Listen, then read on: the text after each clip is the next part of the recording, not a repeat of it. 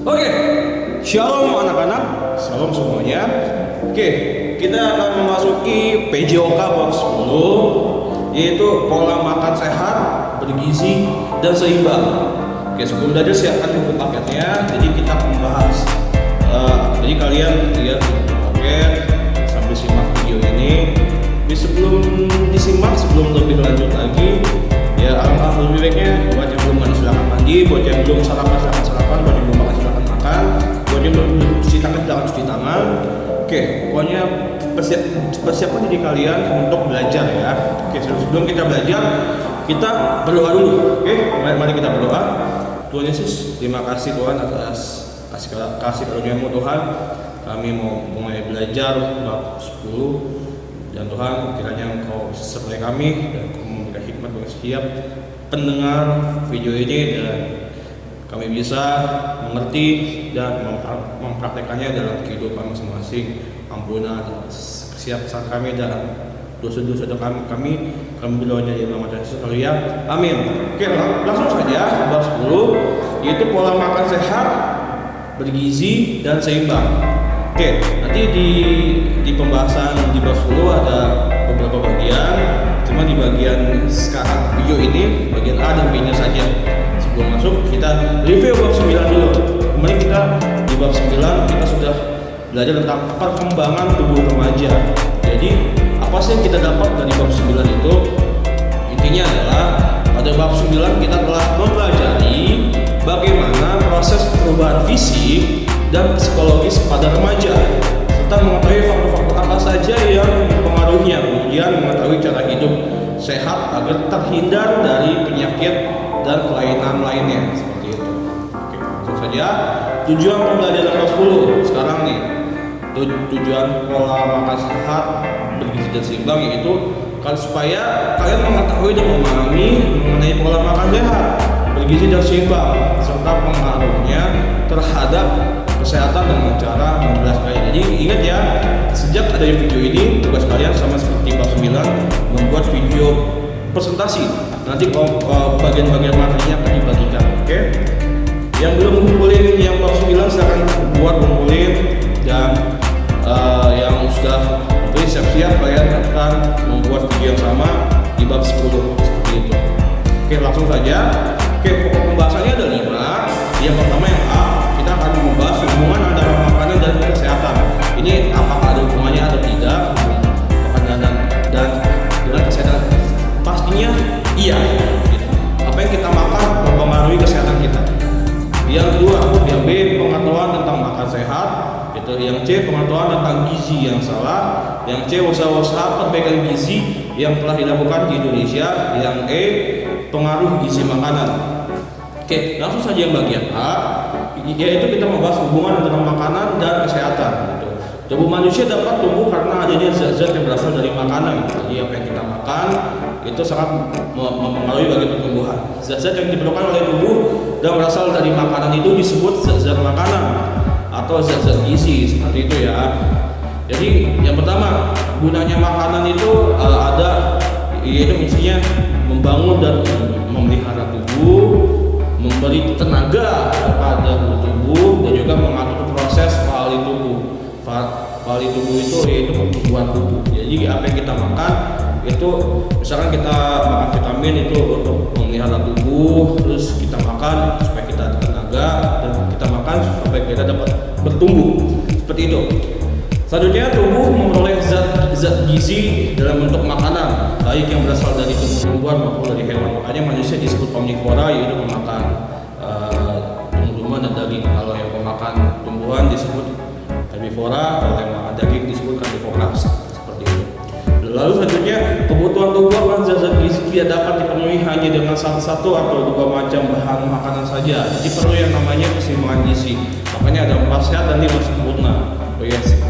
Ini yang perlu kalian ketahui. Jadi makanan itu nggak cuma itu aja, tapi kalian bisa di mixing, bisa dengan mencoba dengan makanan sehat lainnya, seperti itu. Selanjutnya pada momen tidak ada satu bahan makanan yang dapat mengandung zat gizi secara lengkap gitu. Jadi misalkan kalau kalian minum susu, itu pun susu tidak ada yang selengkap dengan makanan lainnya seperti itu. Terus misalkan kalau kalian makan nasi dengan sayur, itu tidak ada kurang protein yang ada di daging seperti itu. Nah, lanjut, untuk memenuhi kebutuhan tubuh kan zat gizi, kita harus makan berbagai macam bahan makanan setiap hari. Pokoknya yang namanya di mixing makanan itu. Jadi misalkan pagi pakai telur, siang sayur, sore pakai daging ayam seperti itu. Pokoknya enggak cuma pagi, siang, sore sayur. Lalu yang A itu membangun dan memelihara tubuh. Jadi di membangun dan memelihara tubuh ini itu ada pembentukan sel-sel baru tersebut diperlukan guna membangun bagian-bagian tubuh, misalnya otot, tulang, darah, otak, dan organ tubuh. Jadi apa yang kita makan itu dapat memperbarui sel-sel yang misalkan kita ada yang kekurangan sel karena luka, itu bisa digantikan dengan apa yang kita makan. Lalu yang kedua, pembentukan sel-sel baru diperlukan untuk mengganti bagian-bagian tubuh yang rusak atau hilang. Ya tadi ya kita ada bagian luka. Terus sel-sel tubuh yang rusak karena sakit atau perlu segera diperbaiki atau disembuhkan untuk perbaikan atau penyempurnaan tubuh, memerlukan zat gizi terutama zat pembangun yang terdiri dari protein, mineral, dan air. Jadi apa yang tadi ya, mineral, protein, dan air itu tuh sangat bagus bagi memperbaiki sel-sel yang telah rusak. Jadi misalkan rusak itu karena ada bakteri atau penyakit, kan ada imun tubuh yang melawan si penyakit ini. Tapi kan sebagian sudah ada yang rusak, nah itu nanti akan diperbaiki seperti itu. Dalam hal ini pembentukan sel baru diperlukan untuk membentuk jaringan-jaringan baru atau jaringan otot. Jadi misalkan juga contohnya gini, kita telah olahraga, terus habis itu ada sebagian yang hilang energi kita, itu kan ada yang hilang, terus kita makan makanan yang pengganti protein yang hilang itu, seperti itu. Nah, terus makanya kenapa ada contohnya buat ya laki-laki minuman protein tinggi itu bagus, karena pada saat berolahraga terus kita dilengkapi dengan protein sehingga mendapatkan pembentukan otot yang sangat baik seperti itu. Selanjutnya itu ada B, memberi tenaga kepada tubuh. Nah ini jadi selain makanan ini tadi yang bagian A-nya itu untuk membangun dan memelihara, terus yang bagian B-nya itu makanan juga berfungsi memberikan tenaga bagi kita. Pokoknya ada beberapa poin penting yang tidak akan saya bahas secara full, karena bisa kalian baca sendiri. Untuk saya hanya membaca sekilas saja seperti itu. Manusia hidup harus dapat bergerak gitu. Terus itu gerakan yang nyata ini disebut gerakan sadar. Jadi selain ada gerakan sadar, ada juga gerakan tidak sadar lain. Gerakan tidak sadar dapat secara terus walaupun dalam keadaan tidak sadar. Misalkan pada waktu tidur kayak yang sudah dibahas di bab sebelumnya, pokoknya waktu kita tidur bagian tubuh pencernaan kita tetap bekerja. Nah, gerakan-gerakan tersebut itu diperlukan tenaga. Makanya kenapa habis malam nih kita habis bangun kita merasa lapar, karena kita tenaga yang di dalam kita nih, yang sistem pencernaan sudah bekerja, sudah memproses makanan semalaman, itu butuh tenaga lagi seperti itu ya. Nah ini kenapa nih kalian juga baca di bagian B-nya ada tubuh memerlukan suhu yang panas. Inilah pentingnya kenapa tubuh ini kita ini adalah tubuh yang mempunyai suhu yang hangat gitu, suhu yang panas gitu. Jadi di saat kita berada di sesuatu ruangan yang dingin seperti itu, nah ini tubuh akan berusaha bekerja keras supaya tubuh kita mencapai suhu yang normal, yaitu suhu tubuh lebih kurang 36 derajat seperti itu. Misalkan kalau tubuh kita suhunya turun, nah ini tubuh akan menjaga suhu tubuh. Kalau suhunya turun, nanti sistem kita ada yang tidak bekerja secara maksimal, seperti ada jantung yang lemah, terus sistem peredaran darah yang lemah gitu. Karena ini pergerakan tubuh kita di dalam itu butuh yang namanya suhu yang panas, suhu yang hangat. Tapi kalau kita kelebihan panas, maka jantung akan cepat, terus peredaran darah akan cepat, ini akan membuat cepat lelah gitu. Makanya kan kenapa pasti suhu yang panas itu air karena air yang di dalam tubuh itu sudah diproduksi secara cepat gitu.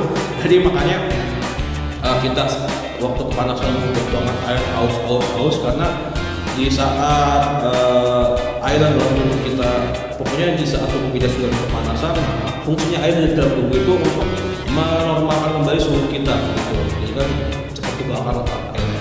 Terus kenapa juga waktu di ruangan suhu yang dingin kita sering keluar, sering ke kamar mandi, karena itu dia tubuh air yang ada di dalam tubuh itu digunakan untuk menghangatkan gitu. Sehingga kita sering ke kamar mandi karena fungsinya itu karena memang tidak ada penguapan, terus tidak ada pemanasan dalam tubuh.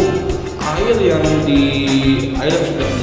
yang sudah dilakukan untuk penghangatan dibuang, kita minum lagi, diisi terus supaya kita hangat lagi gitu. Makanya kalau di ruangan suhu yang dingin kita bagus banget minum air hangat. Jangan minum air dingin, malah kita makin ke kamar mandi karena siklus air penting di dalam tubuh kita supaya mengatur suhu seperti itu. Lanjut di bagian C-nya mengatur proses pertumbuhan, yaitu yang bagian C-nya tumbuh dengan baik, yaitu proses pengaturan suhu tubuh itu ya, mengatur keseimbangan asam dan basa dalam tubuh, pembentukan zat-zat pelindung guna menjaga tubuh dari serangan penyakit. Oke, lanjut di nomor 2-nya yaitu pengaruh gizi terhadap kesehatan. Jadi ini ada nih pengaruhnya nih.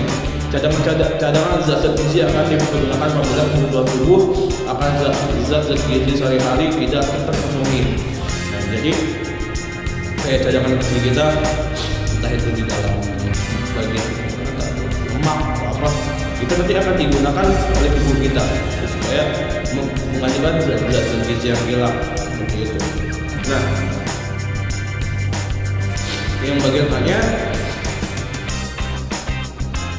sebelum kita masuk ke bagian tadi, pokoknya kalau di bagian tubuh kita ini, misalkan gizinya sudah terpenuhi, terus kita terus makan, maka menumpuk. Itulah makanya nanti timbul timbulan lemak. Makanya kenapa ada orang gemuk seperti itu. Makanya butuh olahraga supaya pembakaran lemak.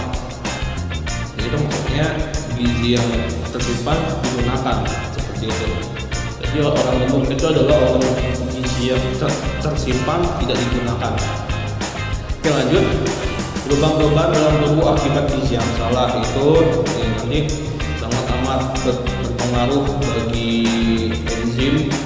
Lubang enzim yang tidak baik, terus perubahan fungsi, jadi ada abnormal fungsi, contohnya kayak gagal fungsi salah satu organ. Terus habis itu ada, kalau kalian lihat ada kata biokimiawi, itu yaitu semacam enzim seperti itu. Lanjut, pengaruh gizi terhadap daya kerja, daya tahan dan pertumbuhan. Jadi apa yang kita makan, gizi yang kita makan ini sangat berpengaruh terhadap daya kerja kita dan juga daya tahan, karena kita bisa menahan segala macam suhu yang dingin, suhu yang panas, dan juga penyakit dan juga virus yang lainnya. Makanya di wabah pandemi ini kita harus melengkapi tubuh kita dengan asupan gizi yang baik supaya imun kita kuat melawan bakteri, virus COVID-19 itu. Jadi belum lagi nanti kalau kita misalkan sebenarnya kita sudah kena tapi kita masih terlihat sehat karena imun kita kuat gitu sehat. Jadi kita nggak tahu kita kena di mana. Pokoknya kalau sama kalian bisa menjaga diri kalian, imun kalian, kesehatan kalian, tubuh kalian, maka kalian puji Tuhan bisa sehat seperti itu. Oke, lanjut di bagian B-nya, yaitu pengetahuan tentang makanan sehat. Nah, ini pengetahuannya nih. Kadar yang sempurna akan diperoleh apabila tubuh mendapat semua zat gizi dalam jumlah yang cukup sesuai dengan kebutuhan dan dalam perbandingan yang seimbang. Jadi tubuh kita sempurna bila apa gizi yang kita perlukan itu sudah tercukupi. Kalau kita terus menimbun, maka kita akan gemuk. Makanya timbunan lemak. Nah, terus arti makanan sehat yang nomor 1 tuh. Makanan sehat sering disebut juga makanan seimbang. Jadi perlu juga makan makanan yang seimbang. Terus habis itu ya selanjutnya yang nomor 2 fungsi-fungsi zat gizi, itu ada zat tenaga, terus ada zat membangun, dan juga ada zat pengatur. Dari pembagian tersebut dapat dilihat bahwa beberapa zat gizi mempunyai fungsi lebih dari satu. Zat protein dapat berfungsi sebagai zat pembangun atau zat tenaga maupun zat pengatur. Itu tuh protein sangat penting.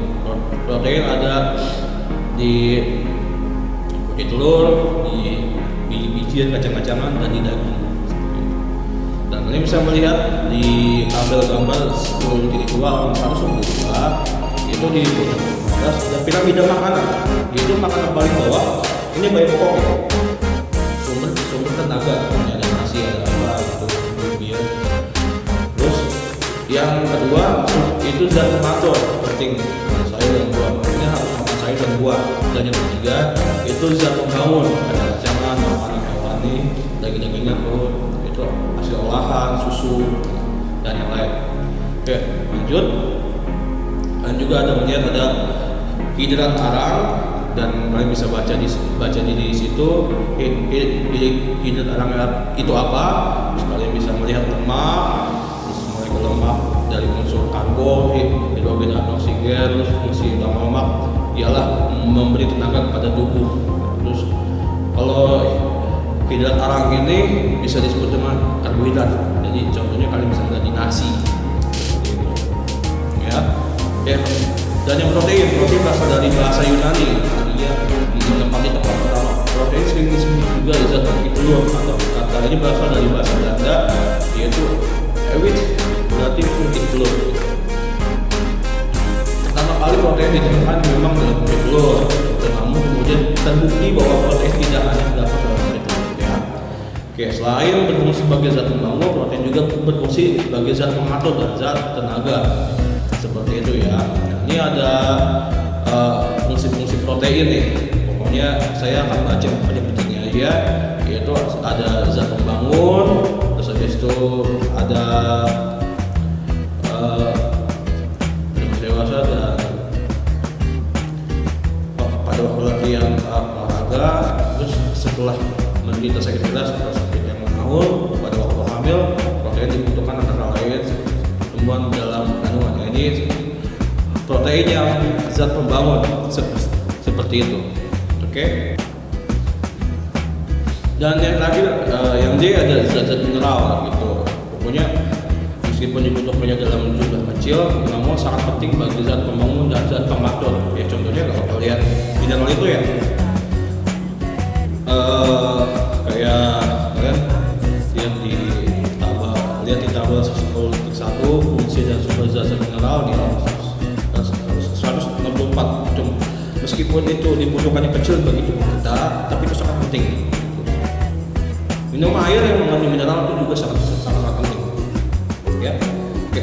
Vitamin adalah zat organik yang dibutuhkan oleh tubuh dalam jumlah yang sangat sedikit, namun penting untuk mempertahankan kesehatan tubuh. Kayak kalau kalian coba minum kayak vitamin C 1000, sebenarnya kita nggak membutuhkan 1000-1000-nya gitu, paling cuma beberapa miligram bagi tubuh kita.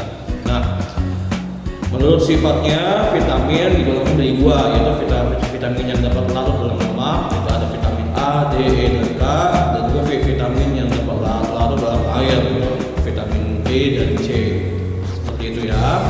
Lihat tabelnya, lihat kembali tabel 10.2 fungsi vitamin. Ya. Oke. Oh, Dan yang paling penting adalah air, ya. Kemudian tubuh akan dapat dikatakan nomor 2 setelah oksigen. Gitu. Orang dapat hidup tanpa makan untuk beberapa minggu. Tapi kalau orang yang hidup tanpa air hanya dapat bertahan untuk beberapa hari saja ya, dan tidak. Gitu. Kehilangan 10% dari cairan tubuh akan sangat membahayakan. Kematian biasanya terjadi bila kehilangan cairan tubuh mencapai 20%. Bahaya banget nih. Penting banget minum air ya. Minum air. Dan yang ketiga, tubuh sebagian besar terdiri dari air. Pada bayi jumlah cairan tubuh mencapai lebih kurang 20% dari berat badan. Sedangkan pada orang yang dewasa lebih kurang 65% ya. Jadi misalnya kalau kalian nimbang berat badan kalian 80 kilo, itu 65% itu adalah air. Seperti itu.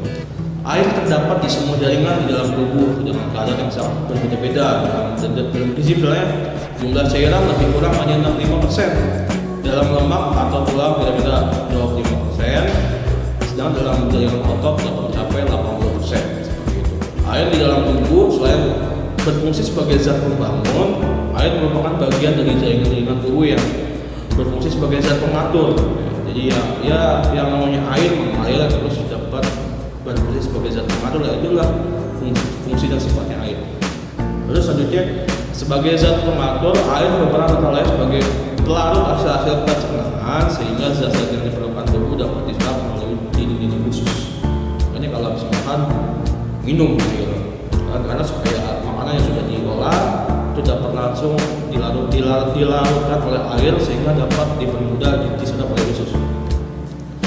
Selanjutnya dan yang terakhir, tubuh memperoleh air dari 3 sumber, yaitu dari minuman. Terus habis itu dari dalam bahan makanan yang ada airnya, dan yang terakhir dari hasil pembakaran zat-zat makanan sumber tenaga seperti itu ya. Oke. Cukup sekian pembahasan video kita bahas 10 bagian A dan B. Nanti di bagian C, D, E-nya menyusul. Mungkin kalau tidak sempat menyusul bagian video C, D, dan E-nya, kalian bisa baca saja. Kemungkinan kita juga dipercepat ulangan harian bukunya karena di awal bulan Juni kita sudah mulai ulangan, sudah mulai penilaian akhir semester ya. Pokoknya kalau di bagian video 10 C, D, E-nya nggak ada, kalian belajar sendiri. Mohon maaf, belum bisa menyampaikan, entah itu kan waktunya yang kepepet. Tapi jangan lupa selalu belajar, dan nanti akan ada ulangan harian juga di bab 10. Oke, cukup sekian video pembahasan bab 10. Mari kita berdoa. Tuhan Yesus, terima kasih atas materi kali ini Tuhan. Kiranya apa yang telah disampaikan oleh video ini dapat kami mengerti dan dapat kami laksanakan dalam kehidupan sehari-hari, bahwa pola makan yang baik dan yang sehat, dan sehingga kami bisa mengetahui mana makanan yang mempunyai gizi dan yang berguna bagi tubuh kita, sehingga kita dapat mengalami pertumbuhan yang baik. Dan juga Tuhan Yesus, Engkau memberkati Indonesia, Engkau memberkati keluarga murid Danbi, Engkau memberkati anak-anak Danbi, dan Engkau memberkati sekolah Danbi serta guru dunia. Ampunlah setiap kesalahan kami dan dosa-dosa kami Tuhan. Kami berdoa di dalam nama Yesus. Ya, amin. Oke, cukup sekian dan terima kasih Tuhan Yesus memberkati. Goodbye.